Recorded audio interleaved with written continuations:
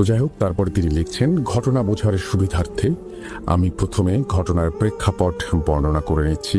বিষয়টি কতখানি ভৌতিক এবং মর্মান্তিক হবে আমি জানি না, লিসেনাররাই বুঝতে পারবে। যার কথা বলছি তার নাম কালাম, যদিও এটি তার ছদ্মনাম।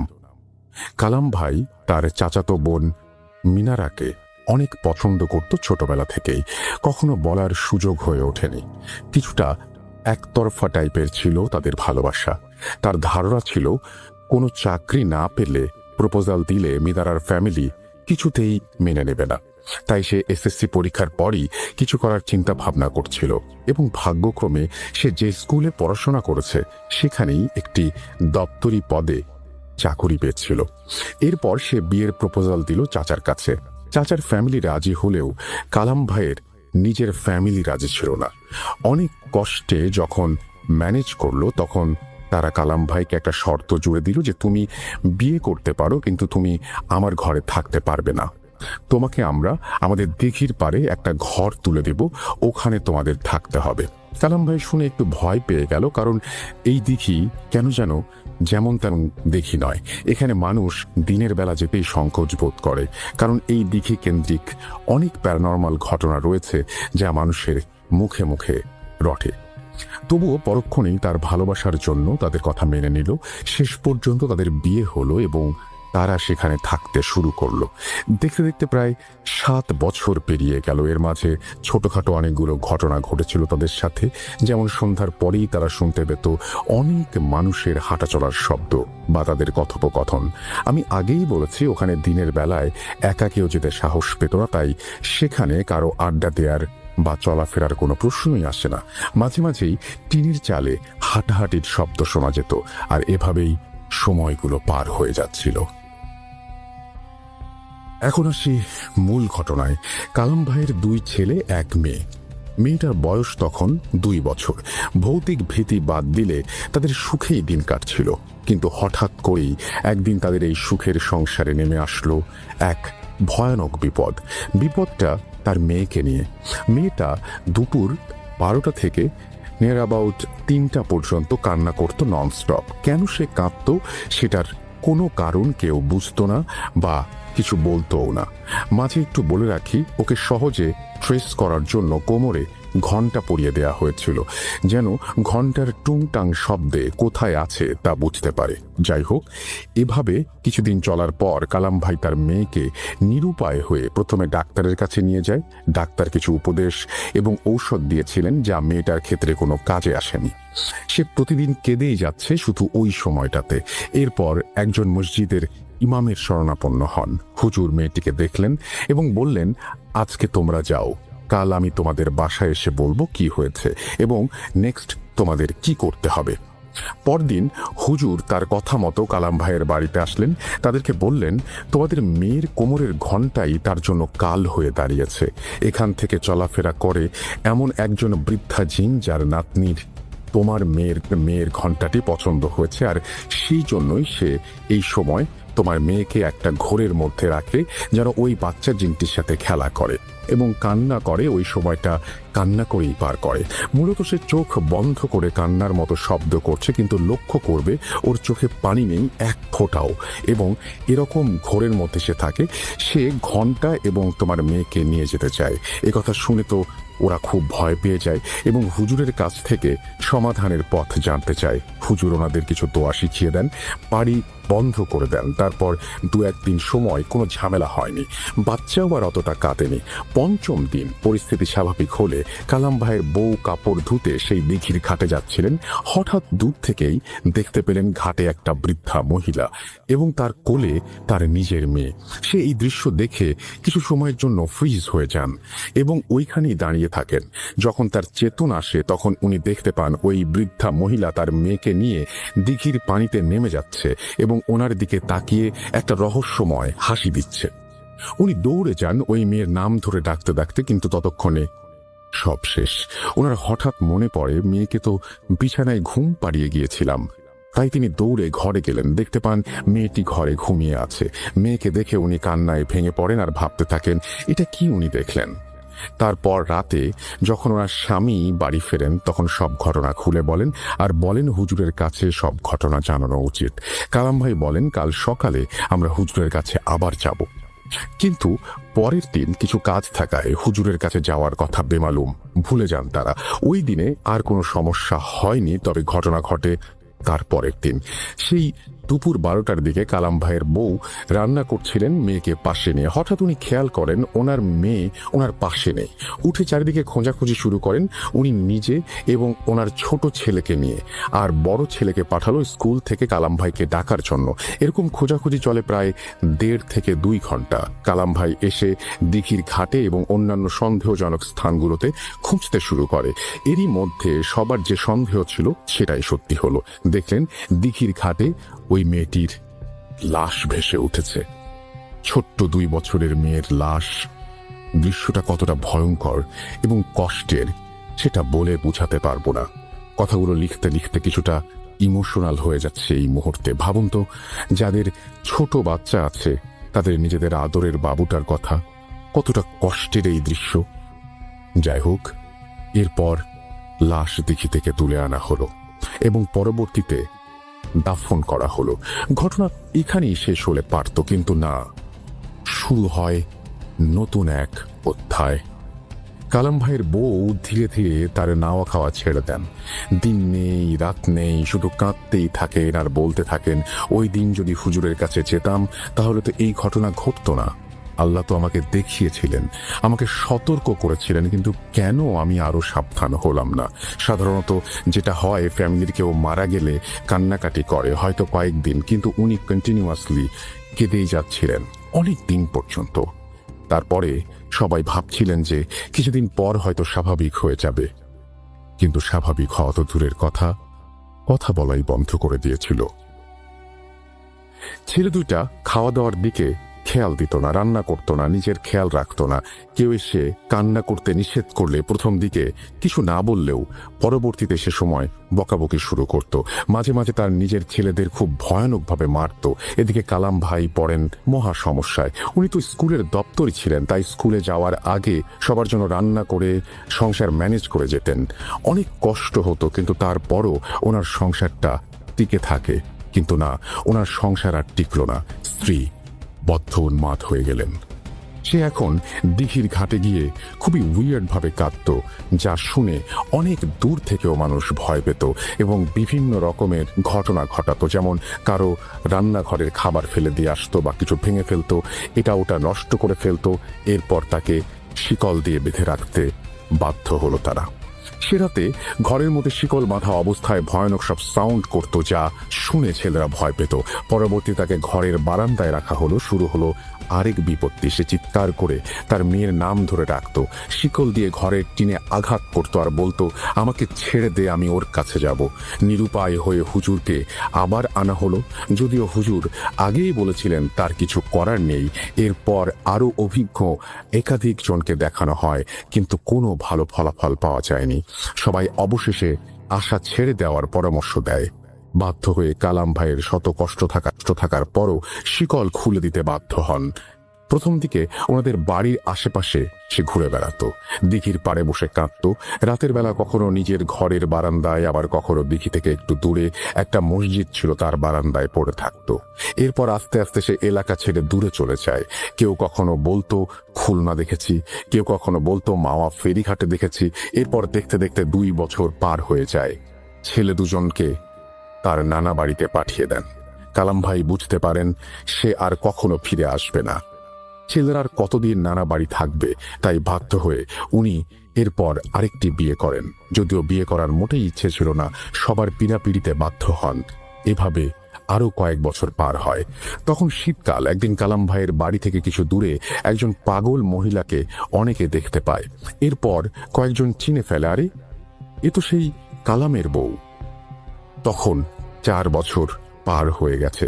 একজন কালাম ভাইকে ফোন করে এবং ঘটনা খুলে বলে। এরপর তিনি গিয়ে যে দৃশ্য দেখলেন সেটা আসলে একজন স্বামীর কাছে বা কোনো মানুষের কাছেই কষ্টের। তিনি দেখলেন তার স্ত্রী মিনারা অর্ধনগ্ন অবস্থায় এবং প্রেগন্যান্ট। এই ঘটনার মাঝে একটা কথা না বলেই পারছি না, আসলে মানুষ কতটা পশু হলে একজন পাগলকেও ছাড় দেয় না। বাচ্চার বাবাকে কেউ জানে না। কালাম ভাই আর নিজেকে কন্ট্রোল করতে পারলেন না, কেঁদে ফেলেন আর গায়ের চাদর দিয়ে তাকে জড়িয়ে দেন। মিনারা তখন কালাম ভাইয়ের দিকে তাকিয়ে শুধু একটা কথাই বলেন, আমাকে বাড়ি নিয়ে চলো। এরপর তাকে বাড়িতে নিয়ে আসা হয়। তার দ্বিতীয় স্ত্রী ওনাকে গোসল করিয়ে ঘরে নিয়ে যাওয়ার চেষ্টা করেন, কিন্তু ঘরের ভেতরে কোনোভাবেই সে যেতে রাজি হচ্ছিল না। এরপর তাকে বারান্দায় একটা বিছানা বিছিয়ে দেওয়া হয়, সেখানে তাকে বেঁধে রাখা হতো। পরে তাকে ডাক্তারের কাছে নিয়ে যাওয়া হয়। ডাক্তার বলেন ডেলিভারির আর মাত্র 2-1 দিন বাকি আছে। একদিন পরেই সে একটা কন্যা সন্তান জন্ম দেয়। তাকে বাড়ি নিয়ে আসা হয়। এর মধ্যে চারিদিকে সংবাদ ছড়িয়ে পড়ে, অনেক মানুষ তাকে দেখতে আসে। কালাম ভাই চিন্তায় পড়ে যান, এই বাচ্চার দায়িত্ব কে নেবে? কারণ মিনারা তো এখনো পাগল এবং সে ঘরে থাকবে না, তখন কেই বাচ্চার দেখাশোনা করবে? দ্বিতীয় স্ত্রী নিশ্চয়ই এই বাচ্চার দায়িত্ব নিতে চাইবে না। এই নিয়ে খুব দুশ্চিন্তায় ছিলেন। এই সময় একটা কল আসলো তার ফোনের ওপাশ থেকে একজন মহিলার কণ্ঠস্বর ভেসে আসলো, যা ছিল, আপনার পাগল বউয়ের বাচ্চার দায়িত্ব নিতে চাই, কিন্তু শর্ত একটাই, আমি কে এটা জানতে চাইবেন না। কালাম ভাই আগে পিছে না ভেবে রাজি হয়ে গেলেন। যারা দেখতে এসেছিল তারা সবাই বলা বলি করছিল যে দেখতে নাকি ঠিক আগের মেয়েটার মতোই হয়েছে এই মেয়েটা।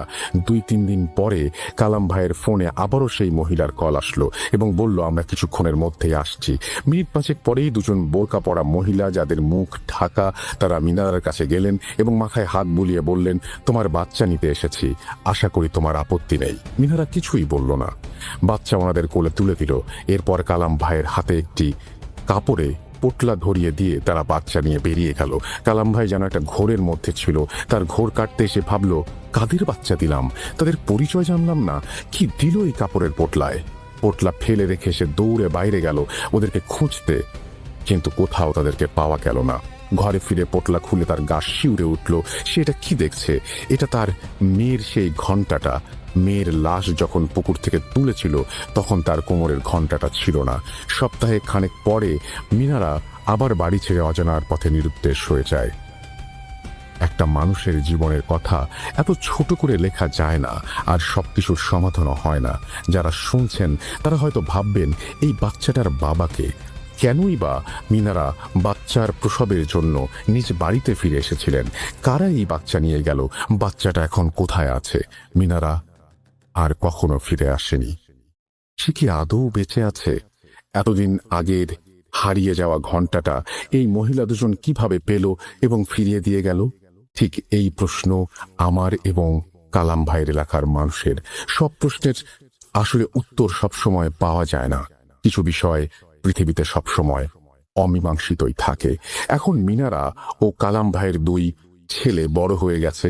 বড় ছেলে 2019 সালে বিসিএস ক্যাডার হন এবং কোনো একটি সরকারি প্রযুক্তি বিশ্ববিদ্যালয়ের প্রফেসর হিসেবে আছেন। জানি না ঘটনাটা লিসেনার এবং আপনাদের কেমন লেগেছে। যদি একটি হরর মুভির মতো হতো তাহলে একটু পরপরই ভৌতিক সিকোয়েন্স থাকতো, কিন্তু একটি মানুষের জীবনের কাহিনী, তাই হয়তো অতটা ভৌতিক নাও লাগতে পারে। একটা মানুষের জীবন শুধু কিছু ভৌতিক বিষয়ের কারণে কতটা বদলাতে পারে তার উৎকৃষ্ট উদাহরণ হচ্ছে কালাম ভাই। এটা আমার পাঠানো প্রথম ঘটনা। আশা করি আপনার এবং লিসেনারদের ভালো লাগবে। আমার কাছে আরও ঘটনা আছে, আপনি চাইলে অবশ্যই পাঠাবো। এরপরে হুমায়রা বিনতে কবির। সুন্দরবনের পাশেই একটি ছোট্ট গ্রাম। সেই গ্রামে বসবাস করত কিছু ফ্যামিলি, যেমন 10 থেকে 15টা বাড়িঘর। সবাই ছিল কাঠুরিয়ে, কেউ ছিল জেলে। সবাই এরকম কাজ করে দিন পথ কাটত। তাদেরকে নিয়েই একটি ভয়ঙ্কর ঘটনা আপনাদের মাঝে নিয়ে হাজির হয়েছি। ধৈর্য ধরে সম্পূর্ণ শুনুন। হ্যালো বন্ধুরা, জিন অ্যান্ড ভূতে আপনাদের সবাইকে স্বাগতম। আজকে ঘটনাটি আপনাদের জন্য অনেক আকর্ষণীয়, কেননা আজকের ঘটনাটায় আছে জিন, ভূত, জাদু, মায়া এবং শুধু রক্তের খেলা। আর ভয়ে আপনার হাত পায়ের লোমগুলো খাড়া হয়ে উঠবে একদম। চলুন বক বক না করে চলে যাই ঘটনায়। তার আগে জেনে নেই ঘটনাটি কে আমাদের পাঠিয়েছেন। আমাদের ঘটনা পাঠিয়েছেন রাশেদ নামে একটি ভাইয়া। এই ভাইয়াটা এই ঘটনাটি শুনেছিল তারই রুমমেটের একটা ছেলের থেকে, এবং সেই ছেলে শুনেছিল তার দাদুর থেকে। ঘটনাটি অনেক আগেকার, উল্লেখ করতে পারলাম না, এই জন্য আমি আপনাদের কাছে আই অ্যাম সরি। এখন আমি আপনাদের ঘটনাটি বলতে শুরু করতেছি। সুন্দরবনের পাশেই কিছু গ্রাম ছিল, আর এই গ্রামে বসবাস করত 15 থেকে 20টা ফ্যামিলি এবং 20টা ঘর বাড়ি। আর আপনারা জানেন, বনের পাশে যারা বসবাস করে সাধারণত যাদের বাড়ি নাই, ঘর নাই, তারা কিন্তু জায়গাটা নিয়ে বাড়ি ঘর করলে ওখানে থাকতে পারে, এরকম পরিবেশে বসবাস করতে পারে। কিন্তু সুন্দরবন এলাকার পাশে যারা থাকে তারা সাধারণত সবচেয়ে বেশি কাঠুরিয়ে হয়, জেলে হয়, মানে এরকম কৃষিকাজ যারা করে, যেমন ধান চাষ করা, এরকম জমি জমা এতটা নেই, হয়তোবা কোনো ফসল, সবজি এরকম কিছু চাষ করে, আর অধিকাংশই বেশিরভাগ কাঠুরিয়ে আর জেলে হয়, নদীতে মাছ মেরে সংসার চালায়। এইভাবে কেটে যায় অনেক বছর সবাই একসাথে। আর যেহেতু এতটি ফ্যামিলি একসাথে থাকলে একটা পরিবারের মতো হয়ে যায়, শক্তি অন্যরকম হয়ে যায়, তাদের চলাফেরা সব কিছুই স্বাভাবিক সাধারণ মানুষের মতো। ওরা আধুনিক শহরে মানুষের মতো এতটা মডার্ন, এতটা খরচের এরকম না আর কি। আর সুন্দরবনের পাশে যারা থাকে বন জঙ্গল, তারা কিন্তু সাধারণত সব কিছু কেনে কম, কেন শিকার বেশি করে। তে এরকমই একদিন রহিম নামে একটি ভাই, ওই ভাইটা যায় বনে কাঠ কাটার জন্য। তিনি একজন কাঠুরিয়ে, সারাদিন কাঠ কেটে যেই কাঠটা নিয়ে আসে ওই কাঠটা বিক্রি করে, বিক্রি করার পর যেই টাকা পায় ওই টাকা দিয়ে সংসার চালায়। এবং আরও অন্যান্য যারা আছে, কেউ মাছ ধরে, মানে সন্ধ্যের দিকে মাছ মারতে যায়, সারা রাত মাছ মেরে নিয়ে এসে সকালে আড়তে বিক্রি করে এবং ওই টাকা দিয়ে বাজার করে তাদের সংসার কাটে। সারা দিন প্রায় ঘুমে যায় যারা মাছ মারে, আর যারা কাঠ কাটে তারা রাতে সারা রাত ঘুমে যায়। তে রহিম চলে যায় কাঠুরিয়া, কাঁধে একটা কুড়াল নিয়ে এবং একটু দড়ি, মানে কাঠটা বাঁধার জন্য দড়ি নেয়, এবং লম্বা একটা বাঁশের একটা মানে নেয়, মানে দুই ধারেতে লার্কিগুলো দিয়ে মাঝখানে নিয়ে চলে আসবে, এই জন্য নিয়ে চলে যায়। সোনাবন্ত গান করতে করতে শুরু করে চলে যায় মনে হাজারো ফুর্তি নিয়ে। কেননা যারা দিন মজুরি, দিনে কাজ করে খায়, তাদের কিন্তু মনে সবসময় ফুর্তি, এবং ওরাই প্রকৃতির সুখী মানুষ। প্রকৃতির বাতাস, প্রকৃতির সাথে ভালোবেসে যারা বসবাস করে, তাদের শরীর, স্বাস্থ্য, মন, মানসিক সব কিছু কিন্তু এই প্রকৃতির মতোই ফ্রেশ হয়ে থাকে। রহিম এরকম করে গুড গুড করে গান গাইতে গাইতে চলে যায় সুন্দরবনের ভেতরে। টুকটাক করে কাঠ কাটতে লাগে। এই কাঠ কাটতে কাটতে এক সময় দেখে একটা গাছ, ওই গাছটার মাথা কেমন জানি হয়ে গেছে। তখন রহিম ভাবে ওই গাছটা কাটবো, কাটার পরে ওই গাছের যে ডুমা থাকবে ওই ডুমাটা ওইভাবে ঘাড়ে করে নিয়ে যাওয়ার চেষ্টা করব।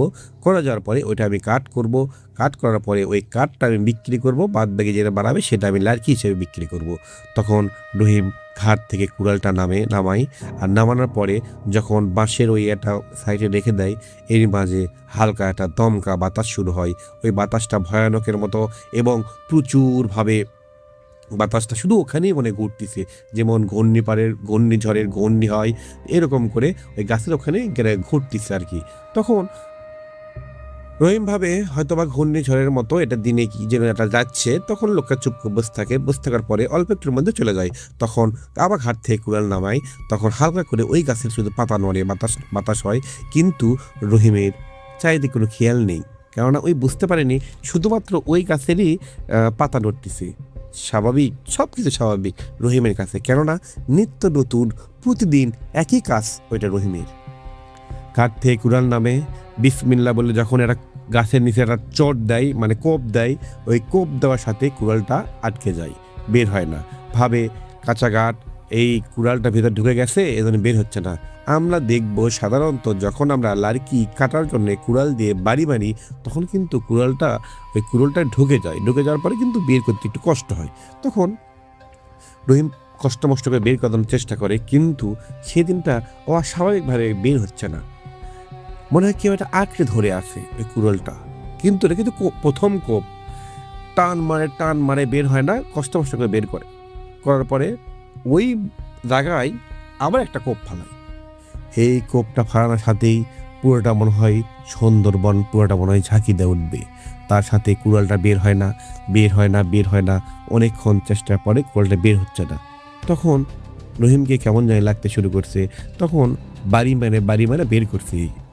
ভাই বিশ্বাস করেন, যখন রহিম ওই কুড়ালটা বের করেছে তখন কুড়ালের মাথায় একদম মানুষের রক্তের মতো তাজা রক্ত, আর যেখানে আঘাত করেছে সেখান দিয়ে ঝরঝর করে রক্তের বন্যা বয়ে যাচ্ছে।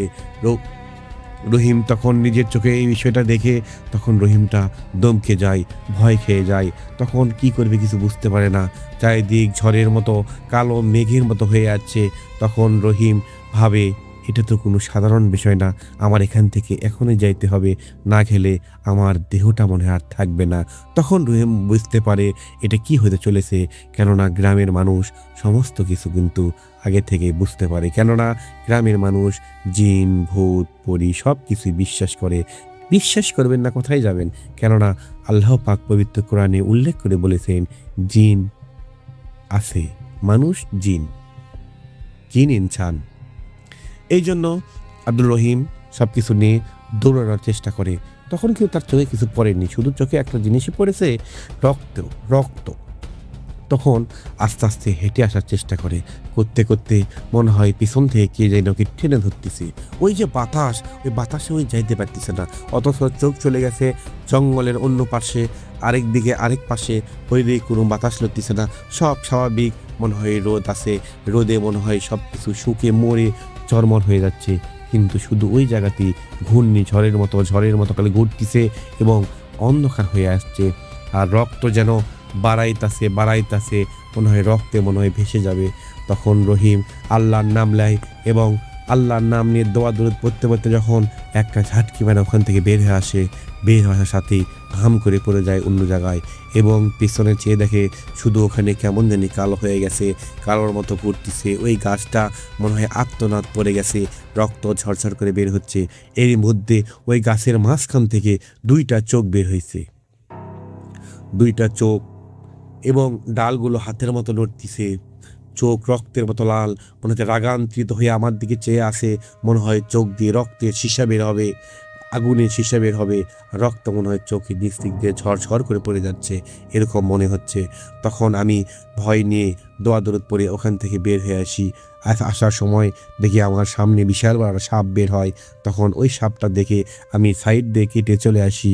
আমি বুঝতে পেরেছি এটা সাপ না, কেননা এটা কি হতে পারে সেটা আমি অবশ্যই বুঝতে পারছি, আপনারা বুঝতে পারতেছেন। তখন আমি পার হয়ে চলে আসি। অল্প একটু এগিয়ে আসার পর পিছনে দেখি প্রচুর শিয়ালের আর্তনাদ এবং মনে হয় কান্না করতেছে এরকমের শব্দ। তখন আমার মনের মধ্যে একটা ঘন্টা লড়ে উঠলো, আরও ঝাঁকি মেরে উঠলো। তখন আমি ভাবলাম এই বুঝে আমার জীবনটা শেষ হয়ে গেল, আমি কি ভুল করলাম। তখন আল্লাহর কাছে বললাম, আল্লাহ আমার না এটা ভুল হয়ে গেছে, আমার এরপর থেকে যেন কিছু না হয়, আমার ভালোভাবে বাসায় যাওয়ার তৌফিক দান করো এবং তারপরে থেকে তুমি আমায় হেফাজত করো। বাসায় চলে যাই, যাওয়ার পরে কাঠ দেই, শুধু কুড়োল নিয়ে চলে যায়। কিন্তু অস্বাভাবিক বিষয় হলো, যখন বাসায় চলে যায়, ফ্যামিলির সামনে চলে যায়, তখন তার ফ্যামিলি প্রশ্ন করে, কী ব্যাপার আজকে এত সকালেই চলে আসলেন, আর কোনো কাঠ নেই, বিক্রি করে যাচ্ছেন নাকি? এত সকাল তো সম্ভব না। তখন রহিম বলে, না আজকে আমার শরীরটা অনেক খারাপ, এর জন্য ভালো লাগলো না, চলে যাচ্ছি। তখন তার বউ বলে, ঠিক আছে আপনি বসেন, আমি আপনাকে ভাত খাবার দিচ্ছি কিছু, আর রেস্ট নেন, শরীর খারাপ হলে প্রতিদিন কাজ করার দরকার নেই, আগে শরীর তারপরে অন্য কিছু। তাই বলার পরে রহিম ওই কুড়ুলটা বের করে, কেননা ওই কুড়ুলের মধ্যে কিন্তু রক্ত ছিল। তখন রহিম ভাবে এই রক্ত যদি না মুছি তাহলে তো আমার সবাই ভয় করবে, বউ বাচ্চা ভয় করবে। তখন ওই মাথা যখন বের করে, অস্বাভাবিক বিষয়, কোনো রক্ত নেই, সব ভিতরের মধ্যে চকচক করতেছে, এক দাগও নেই। রহিম টেনশনে পড়ে যায়। তখন রহিম ভাবে হয়তো বা ওটা আমার পেছন থেকে সরে গেছে, আর কিছু হবে না।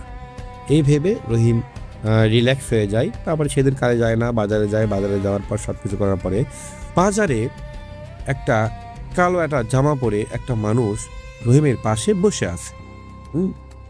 মানুষের মতোই কিন্তু বসে আছে। তখন রহিম পাত্তা দেয় না, ভাবে কে বের কোনো ফকির অথবা পাগলা পুগলা হতে পারে, এরকম করে চাটা খায় চলে আসে রহিম। আসার পরে রহিম ভাত খায়। ভাত খাওয়ার পরে রাতে ঘুমানোর জন্য প্রস্তুতি নেয়।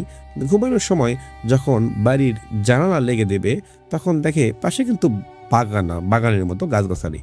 তখন দেখে ঠিক ল্যাম্পোশের আলোয় তখন দেখে ওখানে ওই যে মানুষটাকে বাজারে দেখে যাচ্ছিল কালো জামা পরে বসে থেকে মানে কাঁপতিছে এরকম, তো ওই মানুষটা ওখানে দাঁড়িয়ে আছে। কিন্তু তখন লাগছিল মানুষের মতো, এখন লাগতেছে মানুষের চেয়েও একটু বড়, ভালো লম্বা ওই মানুষটা।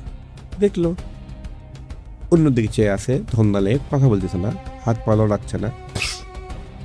রহিম দরজাটা লেগে দেয় জানালাটা, দেওয়ার পরে ঘুমিয়ে পড়ে। ঘুমিয়ে পড়ার পরে তখন ঠিক রাত 2টার দিকে হঠাৎ করে রহিম জাগনা পায়। জাগনা পাওয়ার পরে মনে হয় খাট নড়তেছে ভয়ে, পুরোটা শরীর ঘেমে গিয়েছে। শরীরের মানে এমন অবস্থায় হিট মানে গায়ে জ্বরে মানে শেষ হয়ে যাচ্ছে। তার বউ ঘুম থেকে ওঠে, কি হয়েছে আপনার? আর আপনার শরীর অবস্থা এরকম কেন? কি কোনো ভয়ের স্বপ্ন দেখছেন না কোনো কিছু সমস্যা? তখন গায়ে হাত দেয়, যখন কপালে হাত দেয় তখন হাত ভিজিয়ে যায় রহিমের বই ঘামের জন্য। গা আগুনের মতো শরীর গরম। তখন তাকে বলে আপনার তো প্রচুর শরীর গরম, জ্বর আছে। তখন রহিম বলে আমি একটা ভয়ের স্বপ্ন দেখলাম। কি স্বপ্ন দেখেছে সে তার বউকে বলে না। পরের দিন সকালে রহিম কাঠ কাটতে যাবে, সাহস পায় না। রহিমের বউ বলে যদি শরীর ঠিক না থাকে তাহলে আজকে যাওয়ার দরকার নেই। কিন্তু রহিম মনে মনে ভাবতেছে উনি আজকেও যাবে না, কেননা তার মনের মধ্যে ভয় গেঁথে গিয়েছে। তখন রহিম খাওয়ার জ্বর বাহিরে গেল। যাওয়ার পর রহিমের পাড়া প্রতিবেশী একটা মুরব্বী ছিল, বয়স্ক মানুষ, কিন্তু তিনি অনেক জাননেওয়ালা এবং তিনি সবার কোনো সমস্যা বিপদ হলে তার কাছে শেয়ার করত। তখন রহিম ওই মুরব্বীর কাছে যায়, সালাম দেয়। তোমার কে রে রহিম, কি খবর? তুই তোমার আজকে কাজে যাসনি? বলে না দাদু আজকে কাজে যাইনি, তো আপনার সাথে একটু গল্প করতে আসলাম, ভাবলাম বাড়ি থাকি দেখা সাক্ষাৎ হয় না ঠিক মতো, তো আয় বস। তখন রহিম বলে এখানেই বসবো? তখন বল আচ্ছা ঠিক আছে বাইরে যে গাছের নিচে একটা বাঁশে একটা চড়ার ছিল, মাচাং বলি আমরা, ওই মাচাঙে কোথায় মাচাঙে বসি, বাতাসও হবে নি, পাহাড়ের ধারে ওই একটু মন খুলে আজ গল্প করি, তো পাইও না, বয়স হয়ে গেছে, কবে কি হয়। তখন বলছে হ্যাঁ আসেন। তখন দুইজন একসাথে বসার পরে গল্প শুরু করে, কেমন আছি, কার সংসার কেমন চলতেছে। তখন রহিম বলে দাদু আমি আছি আপনার কাছে একটা বিষয় আলোচনা করার জন্য, আমি কি করব কিছু বুঝতে পারতেছি না। তো বলে হ্যাঁ বল কি হয়েছে। তখন বিস্তারিত সমস্ত ঘটনা খুলে বলে এবং এই রাতে যে এটা হয়েছিল স্বপ্ন দেখছিল সেটাও মানে বলে। তখন ওই বৃদ্ধ বলে মানে বয়স্ক লোকটা বলে রাতে স্বপ্ন কি দেখছিলি? তখন বলতেছে, তখন রহিম ওই বয়স্ক মানুষকে ওই স্বপ্নের কথা বলার জন্য প্রস্তুতি নিচ্ছে। রহিমের ভাষায় রহিম বলতেছে, আমি ঠিক রাত 10টার দিকে খাওয়া দাওয়া করে ঘুমিয়ে পড়ি। এরই মাঝে হঠাৎ করে ওই যে আপনাকে বলছিলাম আমি দোকানের পাশে একটা মানুষকে দেখছিলাম, তখন ওই মানুষটা আমার চোখের সামনে আসে। তখন আমি যে স্বপ্ন দেখতেছি সেটা কিন্তু আমি বুঝতে পারতেছি। আমি ভাবলাম কেউ কালকে তো আমি দিনতে আমি দেখতে পারলাম ওই মানুষকে। যখন আমি রাতে জানালা লেগে দিতে যাই তখন দেখি ল্যাম্পপোস্টের নিচে আলোর সাইডে ওই লোকটাই দাঁড়িয়ে আছে, কিন্তু যখন বসেছিল তখন এক ধরনের ছিল, যখন দাঁড়িয়েছিল তখন আরেক ধরনের ছিল। যখন বসেছিল তখন মনে হচ্ছিল না ওই লোকটা এত লম্বা হবে, কিন্তু যখন আমি রাতে দেখলাম ওই লোকটা দাঁড়িয়ে আছে তখন কিন্তু অনেক লম্বা দেখছি আমি। কিন্তু স্বপ্নে দেখি আরও লম্বা, চুল একটু বড় বড়, কিন্তু তার চোখ রক্তের মতো জ্বলতেছে। ঠিক ওই গাছটায় যখন আমি কোপ মারছিলাম, ওই ফিরে আসার সময় পেছনে তাকানোর পর ওই গাছের শরীরে দেখছিলাম চোখ রক্তের মতো জ্বলতেছে, রক্তের মতো লাল হয়ে আছে, নিচে দিয়ে রক্তের মতো টুপ টুপ করে পড়তেছে এবং আগুনের সীসা মনে হয় চোখ দিয়ে বের হচ্ছে। ঠিক এইরকম আমি স্বপ্নে দেখছি ওই মানুষটার চোখ। তখন মনের মধ্যে ভয় সৃষ্টি হলো এবং গভীর কণ্ঠে বলল, এই কাঠুরিয়া, তুই আমাকে আঘাত করেছিস, এখন পর্যন্ত আমার রক্ত বের হচ্ছে, তুই কি ভাবছিস শান্তি মতো থাকতে পারবি? না, আমি তোকে শান্তি মতো থাকতে দেব না। এই কথা শোনার পরে আমি বিছানা থেকে ঘুম থেকে জাগ না পেয়েই লাফিয়ে উঠি। আমার পুরো শরীরটা ঘেমে গিয়েছিল, আমার হাত পায়ের লোমগুলো খাড়া হয়ে গিয়েছিল, ভয়ে আমার কলিজা কাঁপতে শুরু করছিল। কিন্তু আমার বউয়ের সামনে আমি সব কিছু বলিনি, এই জন্য আমার বউ ভয় করবে, আমার বাচ্চা আছে, এই জন্য আমি আপনার সাথে পরামর্শ করতে আসলাম। আমি কি করব? আমার তো মনে হচ্ছে ওই অবয়বটা, ওই জিনটা আমার পিছনে নিয়েছে। কেন ওটা জিন? আমি 100% শিওর। তখন ওই বৃদ্ধ মানুষটা বলে, হ্যাঁ, এটা জিন। কেননা ওই জিনের আখড়ায় তুই গেছিস, আঘাত করেছিস, ওই সহজে তোকে ছাড়বে না। তখন বলতিছে, দেখ, এই বিষয়ে তো আমি কিছু করতে পারবো না, কেননা এটা জিন ভূতের কাজ। আর আমি তোকে একটা কথায় পরামর্শ দিতে পারি, তুই সবসময় দোয়া দরুদ পড়বি, নামাজ পড়বি, শরীর সবসময় পাক পবিত্র রাখবি, অজু করে থাকবি সবসময়। তখন বলতেছে, শোন, এই পাহাড়ে হবে না, তুই অন্য একটা পাড়ায়, মানে ওখান থেকে ওই পাড়ায় যাবি, একটা কবিরাজ আছে, ওই কবিরাজের কাছে যাবি। ওই কবিরাজের কাছে যাওয়ার পরে ওই কবিরাজে সব কিছু খুলে বলবি, বলার পরে ওই কবিরাজ তোকে সাহায্য করতে পারে। তুই ওখানে চলে যা, তুই এক মুহূর্ত দেরি করিস না। তখন রহিম ওই বাসের চড়ার থেকে নামে, এক মুহূর্ত দেরি না করে সোজা চলে যায় ওই কবিরাজের কাছে।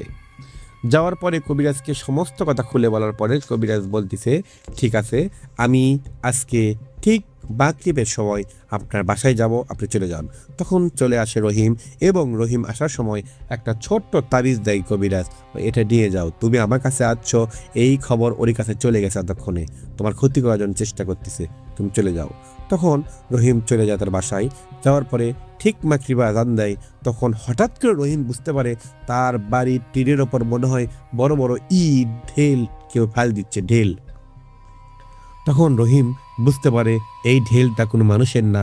তখন তার বউ বলে, আচ্ছা, এত ঢেল কেন, কে মারতেছে, দেখো তো সোলবল কে? তখন তার বউ চিৎকার করে বাইরে বের হয়ে যায়, কেউ কাউকে দেখতে পায় না। রহিম তখন তার বউকে না দেখতে পেয়ে জোরে বাইরে চলে যায়। তুমি বাইরে কেন আসছো? বলে, কি যে ঢেল মারতেছে, তুমি ভেতরে আসো। তখন রহিমের বউ ভেতরে চলে আসে। আসার পরে রহিম বলে, একটা মেহমান আসতেছে, একটু খাবারের আয়োজন করো। বলতেছে, কে? বলতেছে, একটা মানে কবিরাজ আসবে, একটা সমস্যা। তখন তার বউ নাস্তার আয়োজন করে। মাগরিবের পর কবিরাজটা চলে আসে। যখন রহিমের বাড়িতে কবিরাজটা পা দেয়, তখনই চমকে ওঠে, মনে হয় কবিরাজের কপাল দিয়ে ঘাম পড়ে যাচ্ছে। তখন ওই কবিরাজ বলে, রহিম, আমি এই যাবতে অনেক কাজ করেছি, কিন্তু এরকম কখনো আমার হয়নি, কিন্তু আমি তোমায় সাহায্য করব, যেহেতু আমি কথা দিয়েছি। ওই কবিরাজটা বসে, রহিম সামনে বসে, দোয়া দরুদ পড়তে শুরু করে। চোখ বন্ধ হয়ে থাকে ঠিক 20 মিনিট। 20 মিনিটের পর চোখ খোলে। চোখ খোলার সাথে সাথে রহিম লক্ষ্য করে ওই কবিরাজের চোখের দিকে।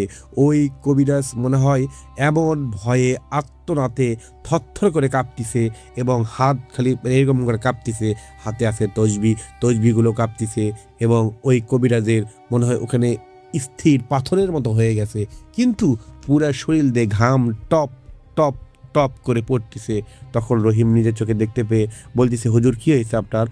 তখন ওই কবিরাজটা বলে, কিছু হয়নি, আজকের পর থেকে তুমি কখনো আমার কাছে যাবে না,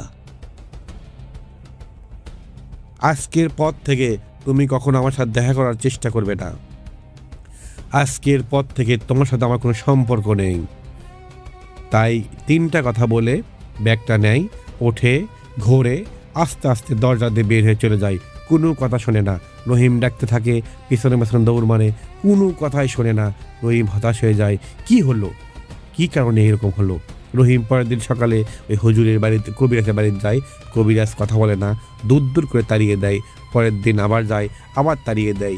এরই মাঝে 3য় দিন রহিমের বাচ্চা নিখোঁজ হয়ে যায়, বাচ্চাকে খুঁজে পাওয়া যায় না। ওই বৃদ্ধা মুরব্বির কাছে চলে যায়, যাওয়ার পর বলতেছে দাদু এই সমস্যা। তখন তার দাদু বলে দেখি কোনো কিছু করা যায় নাকি। খোঁজাখুঁজি শুরু হয়, মহল্লার সমস্ত মানুষ রহিমের বাচ্চাকে খুঁজতে থাকে এবং সমস্ত মানুষকে এই ঘটনাটির সমস্ত কথা রহিম খুলিয়ে বলেছে, কেননা তারাই হতে প্রতিবেশী। কার দ্বারাই সাহায্য হবে কেউ বলতে পারবে না। সমস্ত মানুষকে খুলে বলার পরে কিন্তু ওদের ওই পরিবারটা ছিল খুব শক্তিশালী। একজন বিপদে পড়লে সবাই সাহায্য করত, কেননা 15-20টা বাড়িঘর একসাথে থাকে। যদি একজন বিপদে পড়ে সবাই না আসলে পরের দিন যে আরেকজন বিপদে পড়বে না তার কোনো কথা আছে? তো সবাই সাহায্য করতে করতে এক সময় ওই দাদুটা বলে ঠিক যেই গাছে তুই কোপ দিয়েছিল গাছের ওখানে চল।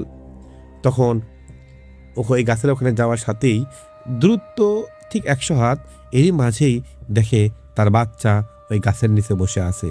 তখন রহিমের পায়ের নিচ থেকে মাটি সরে গেছে, রহিমের চোখ দিয়ে ঝরঝর করে পানি পড়তেছে। এবার ওখানে কে যাবে? কেউ যাইতে যাওয়ার সাহস পাচ্ছে না। এখানে আপনি হলে আপনিও সাহস পাইতেন না। তখন ওই বৃদ্ধ মানুষটা বলে আমি যাব, আমি তোর বাচ্চাকে নিয়ে আসবো। আমার বয়স অনেক হয়ে গেছে, যদি আমি এখন মারাও যাই তাও যদি আমি তোর সব বাচ্চাকে বাঁচাইতে পারি এতেই আমার অনেক। এ কথা বলে কেউ যাইতে দেবে না, কেননা মুরব্বিটা অনেকে সাহায্য করে। তখন দোয়া দরুদ পড়তে চলে যায়। যখনই ওই গাছের নিচে চলে যায় তখনই শুরু হয় কাল বৈশাখী ঝড়ের মতো ঝড় এবং আর্তনাদ, চিৎকার করে হে হে হে হে হা হা হা হা হা হা। তোরা সবাই চলে এসেছিস, সবাইকে আজকে একসাথে মারবো। তখন ওই বৃদ্ধা মানুষটা সাহস করে বলে এত সস্তা না মারা, মানুষ জাত জীব, আমরা হচ্ছে শক্তিশালী, আমাদের শক্তিশালী কিতাব আছে পবিত্র আল কোরআন। এই আল কোরআনের আয়াত পরে আর ফুদাই। আর ওই জিনটা বলে তুই কি ভাবছিস বুড়া, আমাকে তুই কি শেষ করে দিবি? তুই তো কিছুই করতে পারবি না, তোর সাথে ভয়ানক আরও শক্তিশালী কবিরাজ আসে আমার থেকে ভয়ে পালিয়ে গেছে। শুধু আমি একবার দেখা দিয়েছিলাম, আমি তোদেরকে দেখা দেব, তোরা ভয়ে এখান থেকে চলে যাবি। তখন ওই বাচ্চাটার হাত ধরে আর ঝড় আরও বিকটভাবে হয়, আরও ঝড় ওঠে এবং হঠাৎ করে ওই গাছের পাশেই বিশাল বড় একটা মূর্তি ছায়া এবং ভয়ানক একটা চেহারা বাইরে হয়।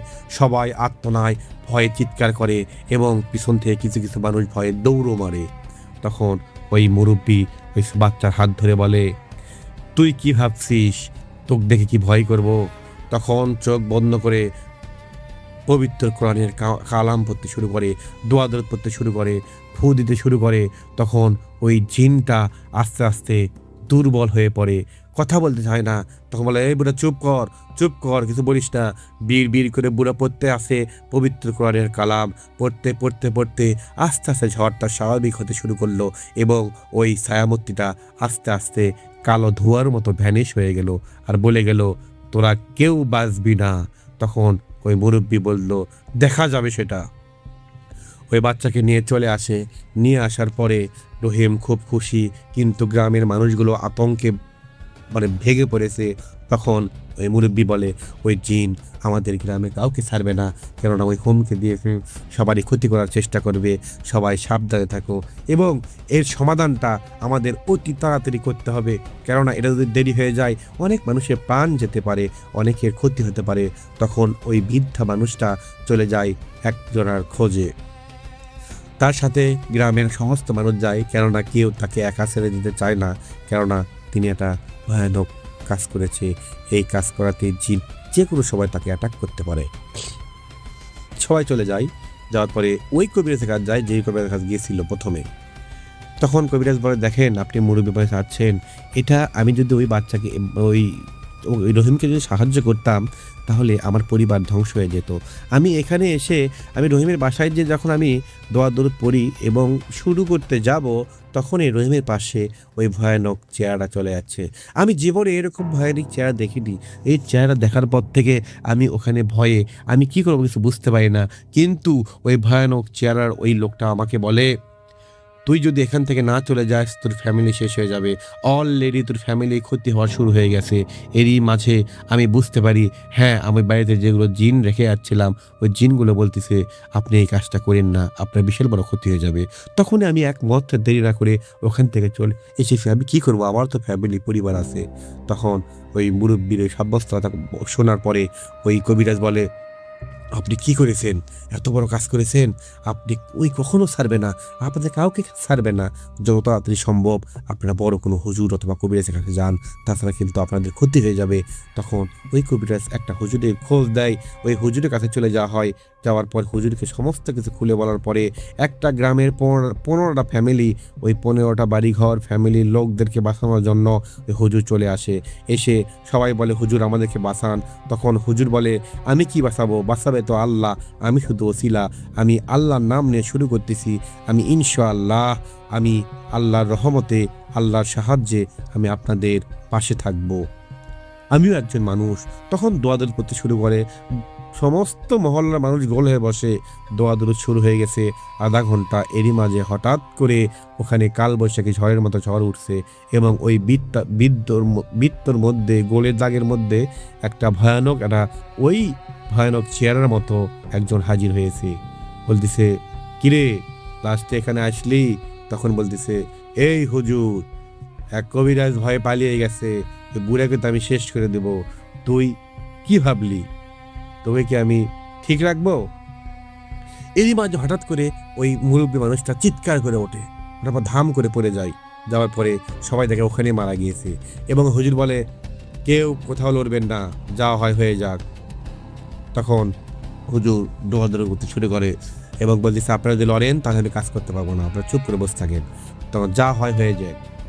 ওটা কি পরে দেখেছে মুরব্বী তখন দোয়াদৌড়ি করতে শুরু করে। যখন ঠিক আধা ঘন্টা 1 ঘন্টা কোরআন তেলাওয়াত করে, তখন ওই জিনটা, এরা কিন্তু যুদ্ধ হচ্ছে, মুখ যে তরকাতরকি হচ্ছে, যুদ্ধ হচ্ছে এবং হতে হতে তখন হুজুর বলতেছে, তোর মতো অনেক ভয়ানক জিন দেখেছি পবিত্র কোরআনের কাছে, ওই তোদের শক্তি কোনো কিছুই না, কেননা পবিত্র কোরআন এর উপর কোনো কিছুই নেই। তখন বলতেছে, যেই কবিরাজের কাছে গেছিলি তিনি মনে হয় এত শক্তিশালী না, কিন্তু তুই যার কাছে এখন আসছিস তোর স্বপ্ন ধারণা নেই, তুই আমার একটু খোঁজ খবর নিয়ে আসে যা, তো 5 মিনিট সময় দিলাম। ঠিক 5 মিনিট সব নীরবতা। 5 মিনিট পর হঠাৎ করে ওই জিন এসে চিৎকার করে থাকে এবং কান্না করে থাকে, বলছে, হুজুর আমাকে ছেড়ে দেন, দয়া করেন, আমি বুঝতে পারিনি। তখন, কেন বুঝতে পারিসনি? বলছে, আমি বুঝতে পারলে আমি আপনার সাথে এরকম তর্ক করতাম না। তখন হুজুর বলে, যেই কাঠুরিয়ে কাঠ কেটে তার সংসার চালায়, সেই কাঠুরিয়ে কি তখন ওই গাছের নিচে কোপ দিয়েছিল, তখন কি ওই কাঠুরি কি বুঝতে পারছিল? ওই তো বুঝতে পারেনি, ভুল করে দিয়েছে। ওই কাঠুরিয়া তো তোর গাছ কাটেনি, শুধু আঘাত করেছে একটু, করে চলে আসছিস, তুই তো বেঁচে আসিস, তুই কেন ক্ষতি করতেছিস? তার বাচ্চাকে নিয়ে যাস, তুই এই বয়স্ক মানুষকে কী করলি? এই বয়স্ক মানুষকে মেরে ফেলে দিয়েছি, তুই বয়স্ক মানুষকে মেরে গেছিস, ভালো কাজ করেছিস? তোরা জিন জাতি, তোরা শয়তান, তোরা আবার আসবি, কথা দিবি, এখন ভয়ে চলে যাচ্ছিস, আমাকে হয়রানি করাবি। অতএব আমি এত কিছু চাই না, আমি চাই তার সমাধান। হুজুর ঠিক আধা ঘন্টা কোরআন তেলাওয়াত করতে করতে ওই জিনটা আত্মনায় খালি কান্না করে থাকে, বলে জ্বলে যাচ্ছি, আমি শেষ হয়ে যাচ্ছি, পুড়ে যাচ্ছি। এ কথা বলতে বলতে আধা ঘন্টা পর নীরব নিস্তব্ধ হয়ে যায়, কালো কালো ধোঁয়া উঠতে শুরু করে। তখন ওই মহল্লার সমস্ত মানুষকে বলে, ওই জিনটা মারা গিয়েছে, আগুনে পুড়ে ওকে তাকে শেষ করে দিয়েছি, আপনাদের কোনো টেনশন নেই। তখন বলে, এই বৃদ্ধা মানুষটা মারা গিয়েছে জিনটা আঘাতে, আপনি দাফন কাফন করেন। তাই বলে হুজুর চলে যায়, সবাই মিলে ওই বৃদ্ধাকে দাফন কাফন করে এবং তারপর থেকে ওই মহল্লা গ্রামে আর কোনো সমস্যা হয় না। আব্দুর রহিমের ফ্যামিলি এখন ভালো আছে। এরই মাঝে একটা মানুষের প্রাণ চলে গেল, কি মহল্লার সমস্ত মানুষ বেঁচে গেল এবং সবাই এই বৃদ্ধাকে সম্মান করে, সবাই দোয়া করে এই মুরব্বী যেন আল্লাহ তাকে ক্ষমা করে দেন এবং মহল্লার মানুষ সবাই ভালো থাকেন। সবাই এখন এই মহল্লাটা অনেক বড় হয়ে গেছে, কেননা বোঝেন না বসতি বড় হয়ে গেছে। সবাই কেমন লাগলো ঘটনাটি কমেন্ট করে জানাবেন। ভালো থাকবেন, সুস্থ থাকবেন। আসসালামু আলাইকুম।